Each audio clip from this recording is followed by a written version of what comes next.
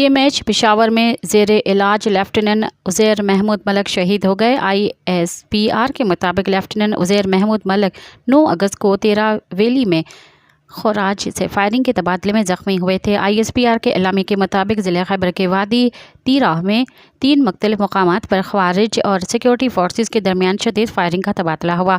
Firing کے تبادلے میں ایک اپنی دستے کی قیادت کرنے والے لیفٹیننٹ عزیر محمود ملک نے 4 خارجی دہشت گردوں کو جنم حاصل کیا۔ خوارج کے ساتھ فائرنگ کے تبادلے میں لیفٹیننٹ عزیر محمود ملک شدید زخمی ہوئے۔ لیفٹیننٹ عزیر محمود ملک CMHO پشاور میں زیر علاج تھے، جہاں انہوں نے زخموں کی تاب نہ لاتے ہوئے جام شہادت نوش کیا۔ ISPR کا کہنا ہے کہ پاکستان کی سیکیورٹی فورسز وطن عزیز سے دہشت گردی کی لعنت کے خاتمے کے لیے پرعزم ہیں۔ دھرتی کے بہادر بیٹوں کے عظیم قربانیاں دہشت گردی کے خلاف جنگ میں ہمارے عزم کو تقویت دیتی ہیں۔ مزید خبرن ۽ تفصيلات لاءِ وزٹ कयो असां जी वेबसाइट www.awamiNewsHD.com ऐं ॾिसंदा रहो अवामी न्यूज़ HD।